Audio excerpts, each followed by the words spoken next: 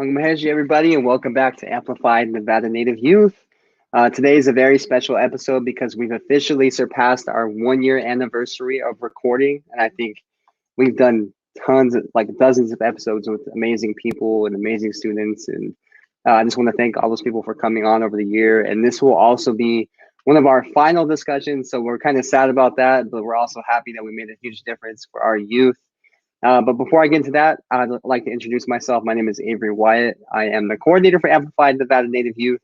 And like I said, we've been doing this for about a year, and it's been amazing. I've had an amazing journey with Amplified Nevada Native Youth.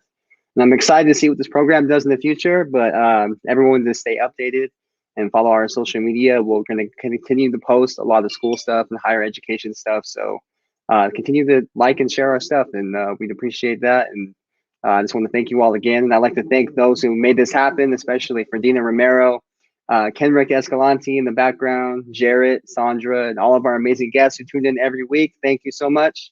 But now I'd like to introduce our guests that we have for this week. And before that, actually, let me introduce our co-host that we have, Jarrett. Hey, Jarrett, welcome back. Tell us a little bit about yourself. Thanks, Avery. Wahe Pinitain, Ninahava, Nanisit, Painatja. Hello, everyone. It is good to see you all. My name is Jarrett Work. I am Ani and Nakota from Fort Valent, Montana, and a senior here at the University of Nevada, Reno, majoring in journalism. And I'm also a portrait photographer. And I'm super excited to have our guests this week and to be even just like seeing what this program has become from the very beginning to like what it is now. It's been a real great opportunity to be a part of it, also take part as a speaker, but also being brought in at the last tail end to help Avery put these discussions together. So thank you for that, Avery, and I'll kick it back to you so you can introduce our guests. Yeah, thanks, Jarrett. And like I said, we have an amazing guest for this week, and they're from Stanford University. And I think we found some amazing people who we think would be able to share their stories and their journeys and kind of top off this program. So now I'd like to introduce our guests for this week. We have Kendra Becenti and Anpotowin Jensen. So we'll start with Kendra. Kendra, introduce yourself a little bit, then we'll go to Anpo right after. Got Kendra Becenti initiate Adon initially na Jenny initially do Belagana Bishbachai Bashichin. Tolini Dashiche do Belagana Dashanale. Good afternoon, everyone. My name is Kendra Becenti. I'm Dene. My family is from Crown Point, New Mexico, but I grew up in Albuquerque. I attend Stanford University that resides on the unceded and ancestral homelands of the Muwekma Ohlone people. I'm a senior double majoring in Native American Studies and psychology. I'm just really happy to be here. Hey, we're happy to have you, Kendra. And now, Anpo, welcome. Introduce yourself a little bit. Mitakiafi Chanteo Ashtena Pechi Sape Anpotowin Machiapi na Wazi Yaha and Mataha Stanford University El Blawa. Hello, everybody. My name is Anpotowin. I'm a Lakota. I'm from Pine Ridge, South Dakota. I recently just graduated Stanford with my master's in civil environmental engineering. I've been there for also my undergrad in environmental engineering, and I'm very excited to, I guess, be here and share my story and be here with Kendra. Thank you, everyone, for allowing me to be here. Yeah, no, we're super excited to have you. We have a very amazing students. I've never really talked to many students from Stanford besides I think we had Tanea Winder on a few weeks ago or a couple months ago, and she was really amazing. So we're excited to hear what you have to say. And to sort of kick off our discussion, we'll start off with Kendra. So Kendra, describe a little bit of your journey from high school to college. What were you like as a youth before you went to Stanford? Yeah. So like I said, I grew up in Albuquerque. I went to a predominantly white high school, where there were maybe a handful of natives in my graduating class of about 500 people. But I was really blessed with a lot of support from my family. My two moms, especially, I grew up in a pretty, progressive queer household, where on my biological mom's side, my family is pretty traditional. And through that, I feel like I have a connection to my cultural roots, and I'm very grateful for that. But I had this, sort of at home, but when I went to school, it was kind of like I was stepping into another world. That was in many ways, pushing me to kind of be someone else, someone, who's kind of like fitting more of the mold, being just like in a white space like that. I think this is a struggle for a lot of Native students out there, and even is still something that I sort of struggle with now. But, like in these sort of spaces where we go to school, we seek out education for ourselves, to benefit ourselves, our families, our communities, who weren't always afforded that luxury of education that was not based, in assimilationist practices. But for me, I really found that kind of navigating between these different worlds was really tough for me at times. And in my own journey, just trying to come into my own identity as a Native person, but also trying to sort of create a space for myself in classes, where they're teaching false histories, reinforcing, Western values, and, with just a bunch of, white students. It was a challenge. And I think a big part of my journey was, trying to fit in these sort of spaces, being smart or, feeling kind of comfortable with that, feeling like I can succeed in, AP classes. So a lot of that came, I think, with a lot of struggling with dishonoring or like even hiding my identity as an Indigenous woman to kind of like fit into those spaces and even be considered in those spaces and seen. So for me, doing programs like College Horizons, which was my first opportunity, I think, to connect with a lot of other Native students from across the country, really helped me sort of develop and grow into that. So when I got into Stanford, an Ivy League equivalent school as an Indigenous woman, in the top 10% of my graduating class, it was kind of like finally proving to myself, to the people around me that I deserved to be in these spaces. But at the same time, I think I had people saying things like, "Oh, she just got in because she's Native," which was sort of odd for me. Like, so for so long, trying to like hide my identity and like sort of fit in that way, and just sort of be seen as like normal or something like that. Like, people were so quick to attribute my success, not to me working hard and not to me like deserving of, going to a place like Stanford, but to something, that I even had sort of struggled with. I thought that was like pretty interesting, right? That people are so quick to sort of do that. But yeah, that was sort of my journey from high school to Stanford. How about you, Ampo? What were you like as a youth, and what was your journey like going to Stanford?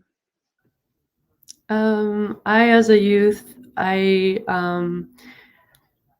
think I learned a lot of lessons in high school. I tried really hard. I grew up on the reservation in Pine Ridge, in a Catholic Lakota school, and so I was really, really tied to my culture growing up. That was something that I did often. It was basically my whole life. And so that really kept me away from, negative peer pressure like drugs, alcohol. And it kept me focused on, what I wanted to do with my life. And like my grandparents and all like elders and my mother, like they just tell me to focus on school. There's a bigger picture out there. There's a bigger picture. So that really helped me stay focused and strive towards working towards Stanford. But when I got there, it was like a big culture shock because like I grew up mostly just on the res. I didn't have that many experiences off the res. So I had a whole different, it felt like I was leaving a country and going to another country. I felt like I wasn't understood. it felt like a lot of the academic struggles were like they weren't understood either. But what was really helpful is that mentality that I had in high school, which was focus on the big picture, focus on getting through it, focus on, there's something better and brighter if you get through that. That really helped me overcome all of that. And so I feel like, the pressures change from high school to college, but that mentality keeps getting better. And it's difficult too, but that really helped me get to college, was just staying focused on my values and the way I was raised, and not let things deter me. So that helped me.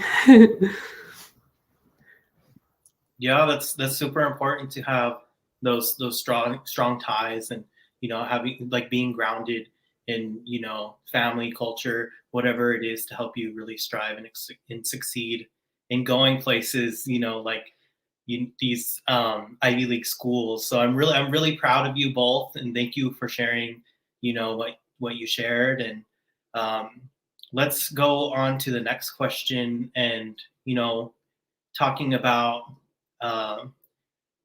going from your background from high school, like what really led you to choose to go to Stanford? What was the deciding factor? Like, oh, I want to go here, or what was that like? I'll kick it to whoever wants to take it. Sorry.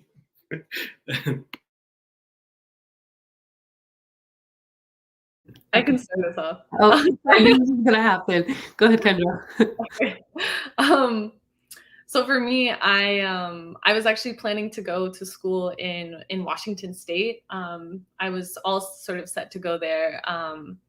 But when I found out that I got into Stanford, I was honestly a bit surprised, just because like I sort of applied to all of these schools. I applied to Harvard too, didn't get in there, but whatever. Got into the Harvard of the West. That's what matters. But yeah, so I think for me it was really when I came to Stanford and for their sort of admit weekend festivities. And when I saw the Native community, I think that's what really decided it for me. Just like seeing, being in like the Native American Cultural Center, and seeing kind of the students there, you could already tell that it's very tight knit, very close. Also, just like a very like Indigenous presence on campus. I think that was really what decided it for me.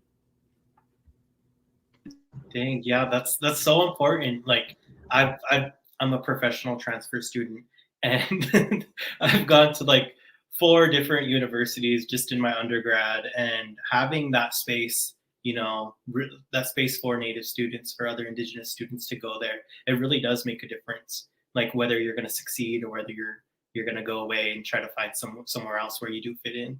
So yeah, Anpo, what led you to choose Stanford? The Native community, same as Kendra. But something I like wanted to, just to add is like I wanted to go to STEM, and because we came from the reservation, I knew we didn't have really rigorous high schools.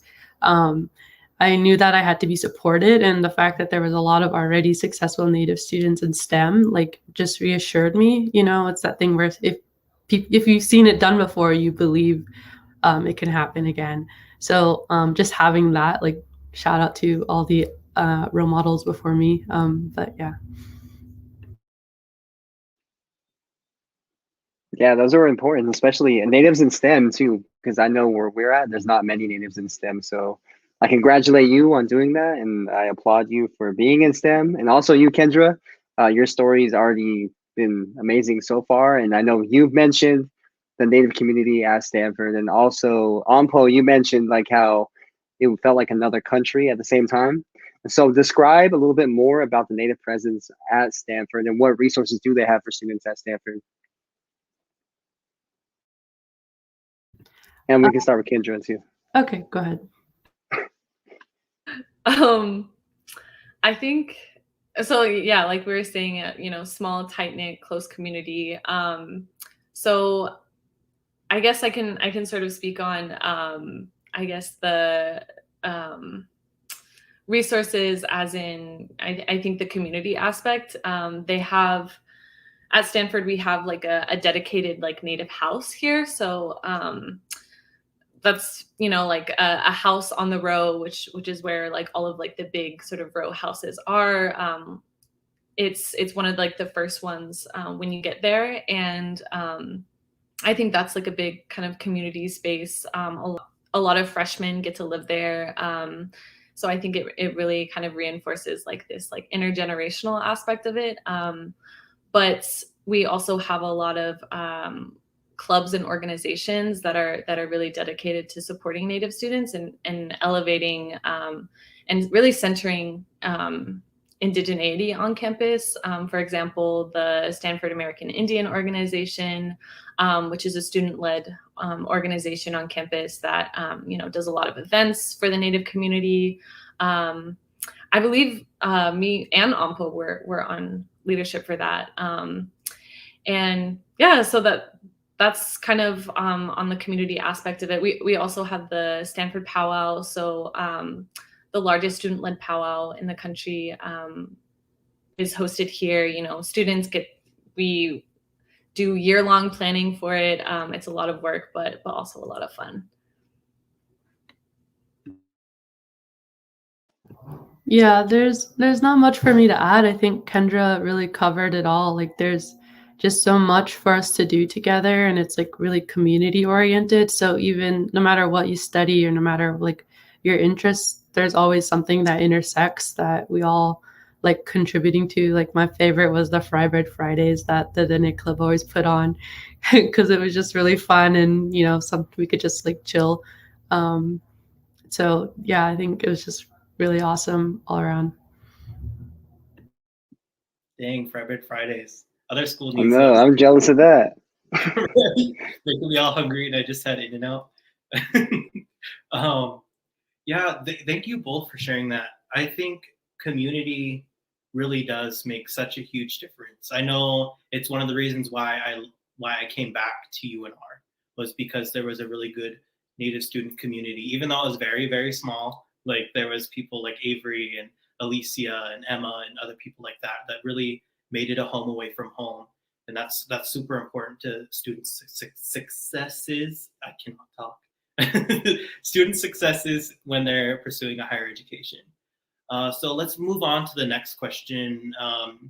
What were some of the biggest challenges that you both faced, and how did you overcome them while you were attending school? And then we'll go to Ampo first, and then we'll let Kendra think about it. Some of the biggest challenges, you know, is life experience, life challenges, like a passing of a relative. Along the way, I think in my undergrad degree, my father passed away, and it was really difficult. And I think it's difficult because I feel like Native communities acknowledge the challenge of it, and we acknowledge, you know, even just losing people within your tribe is difficult, and you know. And I think because of the support at Stanford, and people recognize that, and you just have lots of people to understand that, like it was really, really helpful to overcome. And like I said before, my culture is a big thing that helps me, like praying and listening to elders or just reaching out for help. Like there's always upper guidance that we can defer to. And so that really helped me the most, really is through that and having that fortitude to go through that. But another thing I would really encourage a lot of Native students is like life happens, you know, like there's just all types of things that go on, and it can be difficult because Western culture like expects a linear path or something like that. I don't understand it. I don't think I ever want to, but so just, you know, having courage in our own paths and our own destinies, like that's something that I really, really took from this experience. And, you know, I you know, just focused on my own path like I learned in high school, and just keep that, you know, that mentality. Another big challenge was academics in terms of being the only Native woman in engineering classes. That was very scary. It was very, very daunting because, like I think Kendra mentioned earlier, that like people kind of question your intelligence, which is dumb, and they shouldn't do that, but they do. So just, really, really leaning on that Indigenous womanhood that we have, and leaning on, like, we're really intelligent people. And eventually, we're going to be helping our communities. We're going to be doing so much more than, this one 10-week class could ever dream. So it's really, about holding on to that larger perspective. And that's how I overcame that. It was hard, obviously, but it's something, you go through it and you suffer with it a little bit, and you come out a lot better, and you look back and you're like, whoa, I did that. So I think that would be mine, is just hold on to that larger perspective. Yeah, definitely. That's so important. And congratulations on all your successes. Apologies about your father. And yeah, your path, it's not linear. It doesn't just go like that. Everybody has ups and downs, and like the challenges that you do face, they do, like you said, they do make you stronger and stuff like that. And when you do look back, like, you're like, dang, I did that, and you're like, dang, like, but yeah. So let's go over to you, Kendra. How did you come over some of your challenges? Yeah, so I mean, I relate to a lot of what Anpo just said there. I really liked, you're just acknowledging, like, yes, life happens when, we go off to college and are in these spaces, and, leave our families, leave our communities back home. Like, they don't stop. Life doesn't stop.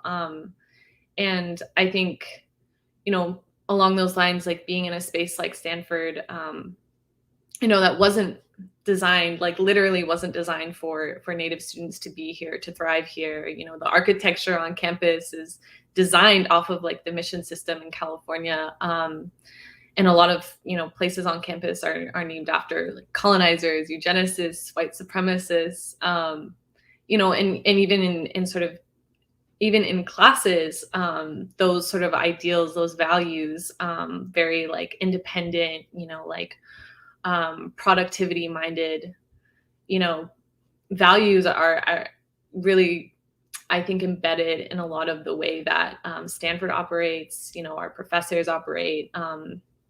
And I think for me, even in, like, being in these classes, like, one time, for example, and this was, like, when the pandemic was hitting, but and we all went to remote classes and everything. And the Navajo Nation was, one of the first communities being hit really hard by COVID.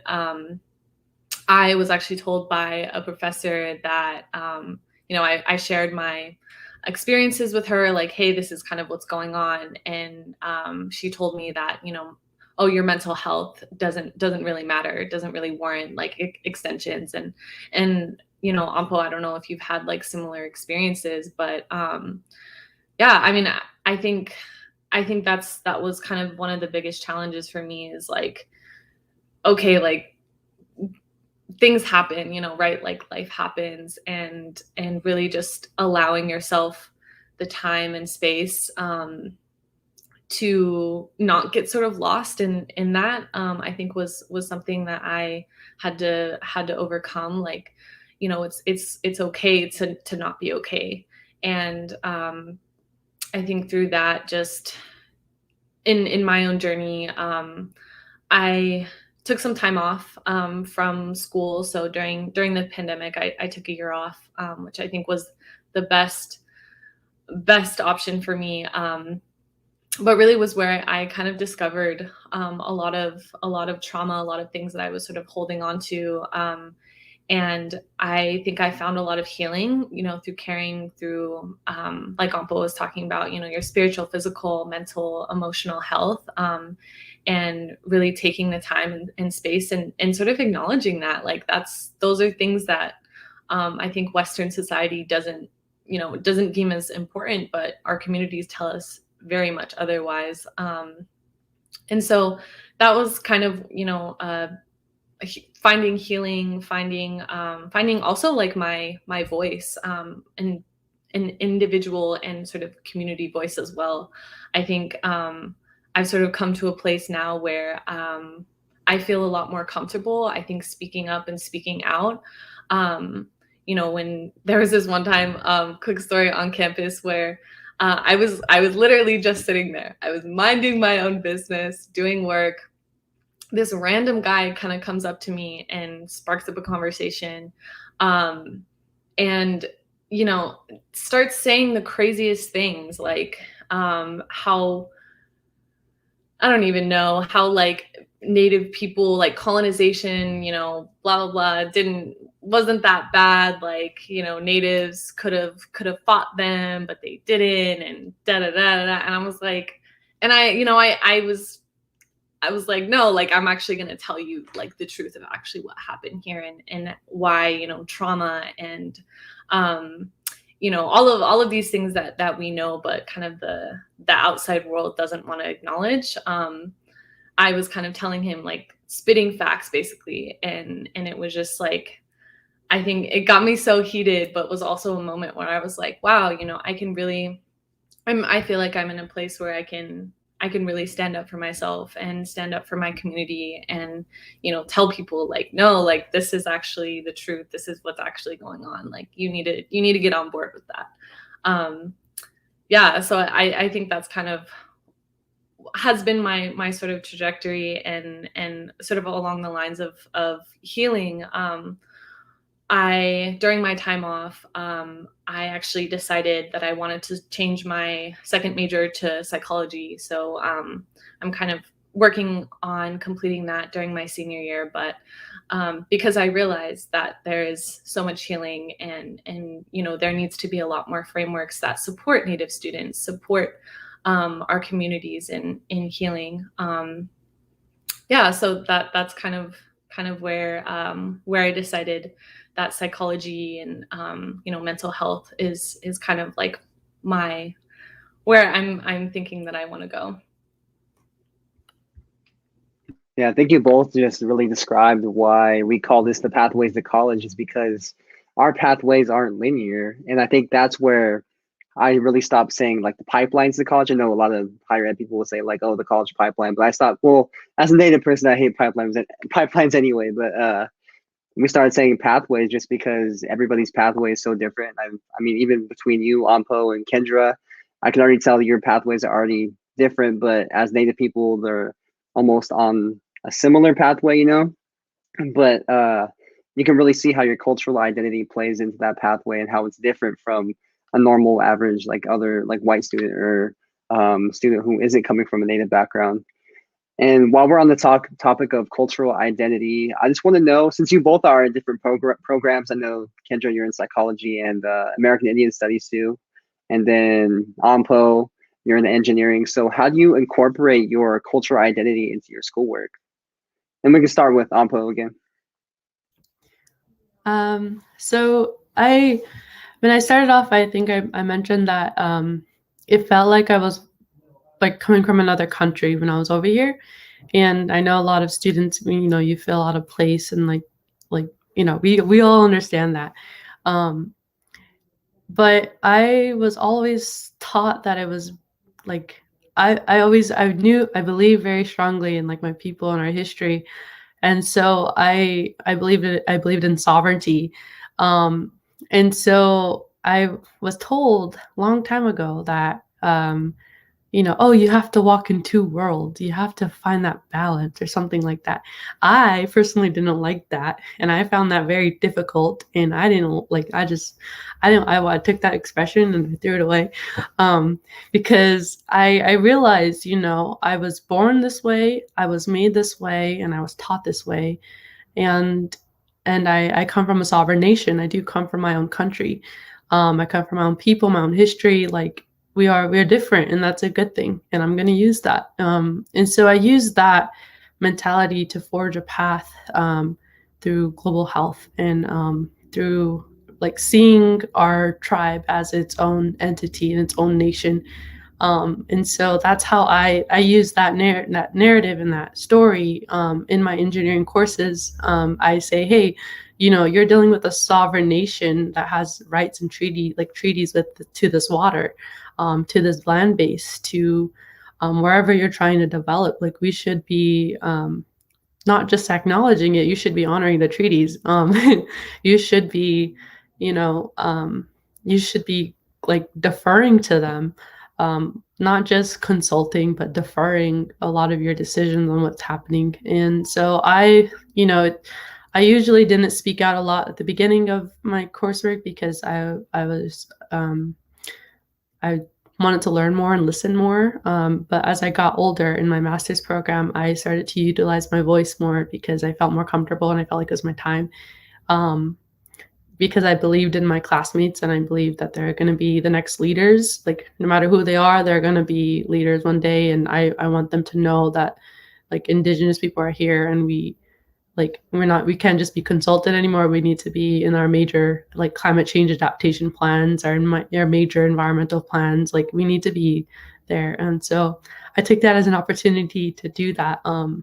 Start small, it's daunting at first, especially when I was like younger, but just, that voice and that history, delving into like the specific, specific history and knowledge of my people and using that in the best way I could with my studies to advocate. And I think Kendra also mentioned something about mental health and people don't get it out there. And I also have that experience where, I learned that this teaches you how to advocate for yourself. And when you advocate for yourself, you can advocate for your people.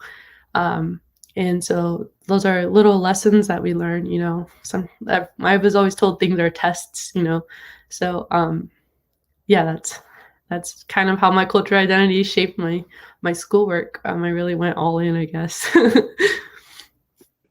No, yeah, that's perfect. Honestly, I mean, you got to do what you have to do. Like you said, you're one of the only Native people in your program, so all that pressure is kind of put on you. So it takes a little bit of time, like you said, to like I've been in that moment where you just have to speak up, or I didn't. I can admit there's times where I didn't speak up just because I was literally too shy, and so it takes practice to kind of learn how to advocate for yourself. But once you do, you just speak up all the time. So that's awesome.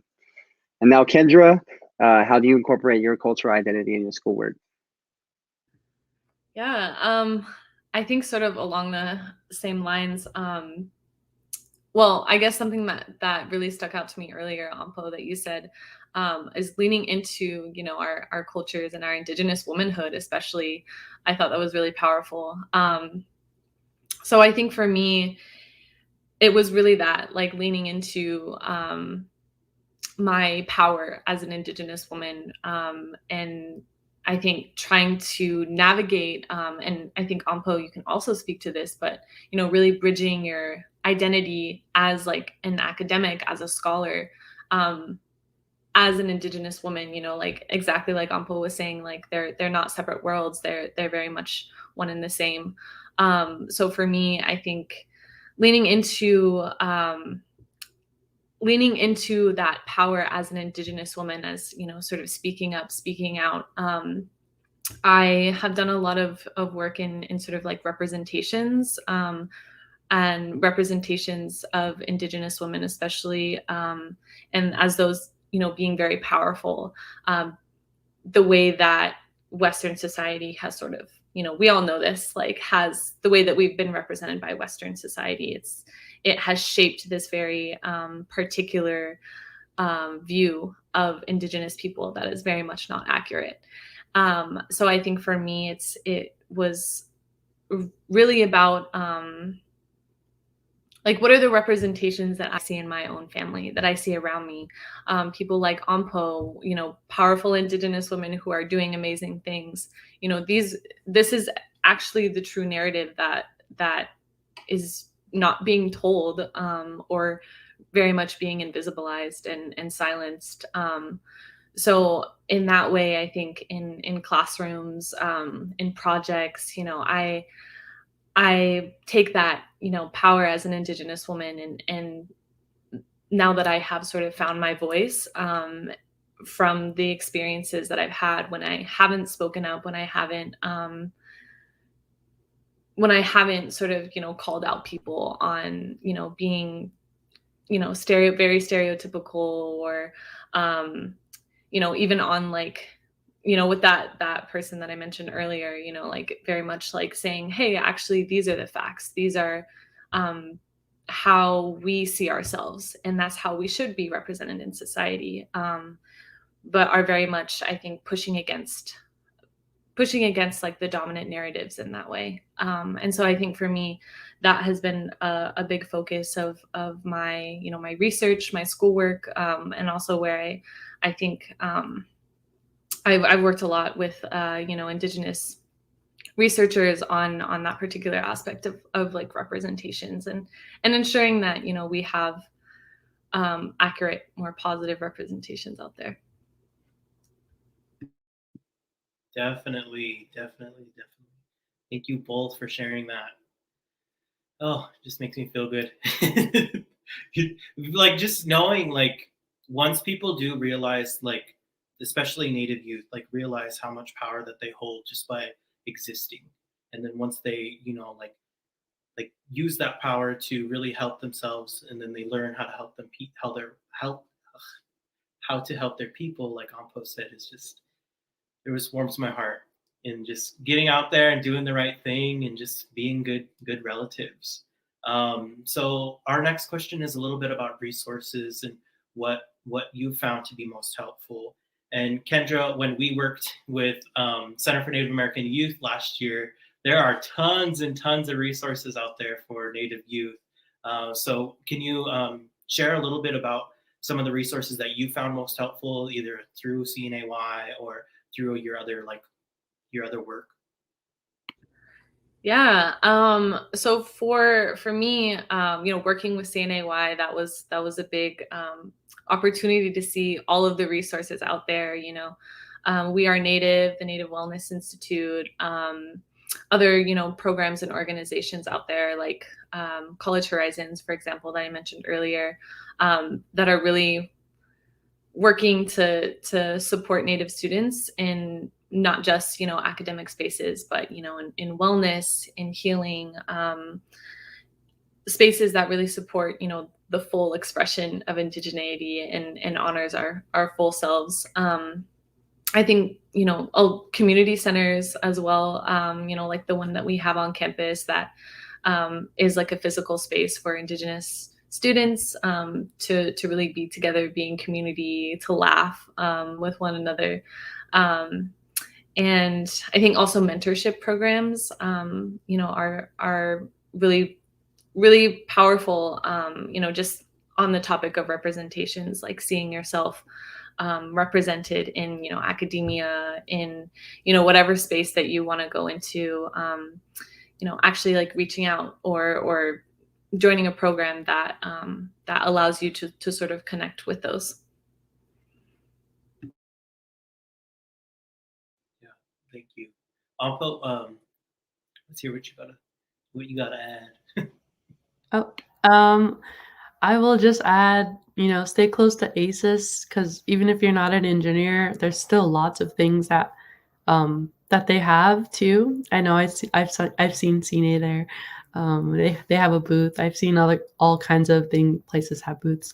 And then the other thing too is don't take no for an answer, because some of these resources will help you. So like if people say there's no funding, there will always be funding. There's always a way. So I think it's amazing that we have those resources in the first place. Mm-hmm. And now that we're more talking like directly to the youth about what they can do, what would be the best piece of advice you have for Native youth out there? And we can start off with Kendra.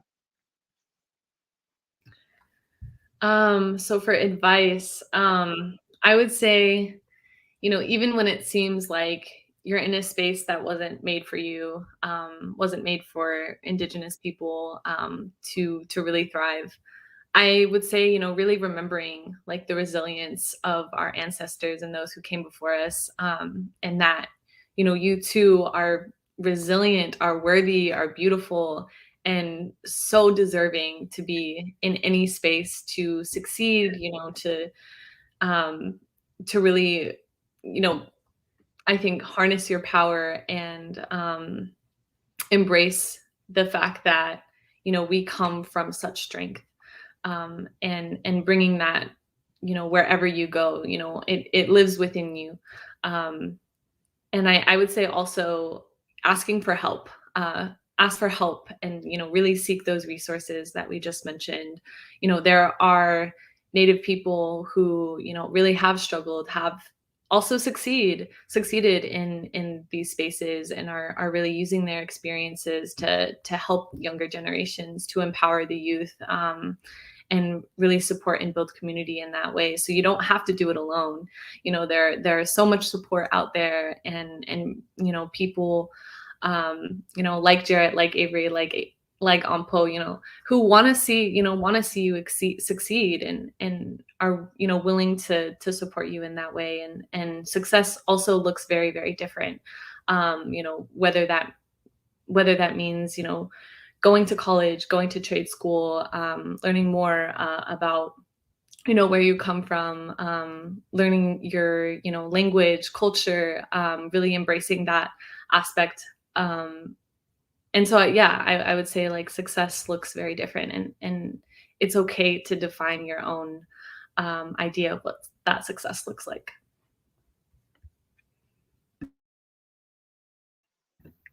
Awesome. Everything was well said. I would just add that, you can figure out anything. Like, you will figure everything, like every single step, every single roadblock, everything, you'll figure it out. There's always something there to help you, to get through obstacles, to get through challenges, to get through no's, to get through doubt. There's something out there. And so I think it's just really important to believe in yourself. Like, we say that like it's a cliche, but it's so true. It's so hard to believe in yourself, especially when there's so much out there that we're not made for us. And if it wasn't made for us, like, whatever, move over. We're here anyways. We're just going to make the space bigger and better and brighter. So I think it's just really, really important to just believe in yourself. I can't express that enough. And whatever you believe in, whatever your culture is, whatever that is, like, hang on to it. And it makes you different. But, different is something that this Western world never figured out how to handle. So we did. So we obviously know something. And so I would say just, lean on that too. And yeah, I think Kendra covered a lot of it too. Dang, you both got me all inspired. I know, right? I'm like, yeah, I could get out there. I could do it. Yeah, awesome. So this is kind of like one of our last questions. And just going off of like the advice that you gave, and you both kind of touched on it at the beginning. What about like being nervous to apply for a prestigious school? So what would be like, what would you tell Native students who don't think it's possible to go to a prestigious school like Stanford? Because I was too scared to apply to these big schools and stuff like that. So what would you guys say, or you both say to those Native students? We'll start with Anpo, and then we'll go to Kendra. I mean, obviously I'm going to tell you to apply anyways. Like, I feel like sometimes, I know I do this myself. I take life too seriously, like, don't let anyone tell you no, especially don't let yourself tell yourself no. Always, like, like I've said before, there's always a way. You're going to figure it out. I know a lot of people who apply to prestigious school worry about money, but there's lots of money there. You just have to ask for it. And that's something that's not really said is, ask for your needs, advocate for yourself. It's out there, and you really have to believe it, because there's lots of people out there who want to help you. Kendra said that before, but there really is, like, people want to help you. So, don't close the door on yourself. Don't give up. Just keep doing it. Strive for whatever. Like, it literally, like, failing is not really a thing. There was something in the air. But yeah, and another thing for me, read books about people who've overcome so many things, because I've read books about people all over the world that have had really amazing lives, and just learning from other people too really helps. Yeah, thank you. Kendra, let's see what you got to say. Wow, I think Ampo said it so well. I think the only thing that I would add, just I was one of those students who didn't think it was possible, and I really just applied just to see if I could get in. But here I am. Like, this is, even today I was like, whoa, like it hits me all the time. Like, wow, I made it here. How crazy. But it's really not, I think we talked about it, throughout this whole session, but we are very much meant to be here, I think. And the more representation, the more, Native students we can have apply and show Stanford and other schools out there, like, no, our youth are succeeding, and you need to get on board with that too, right? And in this sort of moving into a more racially conscious world, I think that definitely, has to happen. And yeah, I would also say that that voice of fear, like, who the one sort of telling you, like, no, you can't do it. No, you won't be able to succeed there. You should just do something else or whatever. Who is really that voice, of fear? Is it your own voice, or is it the voice of, somebody else trying to keep you down? Is it the voice of like, the whole Western society, basically, the voice of colonizers? Honestly, I feel like that's really where fear and shame come from, is from the world basically telling us that we're not worthy and we're not enough. But show that voice of fear who's actually in control, and show that voice of fear, like, no, you're wrong. I can succeed in these places, in a place like Stanford. And who knows where that can really take you in life. And I feel like, just really also being thankful for that. I'm very thankful that I had the opportunity, and that I'm still here. But yes, it is possible. And me and Ampo, can very much speak to that and tell you that. But it's also about, you believing in yourself and knowing that you can do it because you can. Dang, that was powerful. I'm just like sitting here. That was so amazing. Thank you both for what you said. And not only, I think one thing we always like to say with this show is that even though it's meant for youth, I think of a lot of us adults and older, younger folks always get inspired by all of our students that we bring in and what they have to say. Because I told Kendra this too, Ampo, but everyone we bring in has something different, and you two definitely had different things to say than we've ever had, and it's been amazing. And I just want to thank you both first off for coming on, and especially taking the time out of your day. Kendra, I know you have school, and so Ampo, yeah, thank you again. And yeah, that's all I got to say. It was just amazing discussion. Yeah, thank you both. This whole conversation has just been like so quotable. I'm like, dang, I want to put that on a shirt. But yeah, this has been such a great conversation, and thank you both for sharing, parts of your journey with us, and really just sticking to it and really being good role models for our youth to follow. And I love following the work that you both do, and just so glad that I was able to connect with you both again and bring you back to talk on this platform as well. So thank you both so much for your time. Thank you. Yeah, thank you for having us.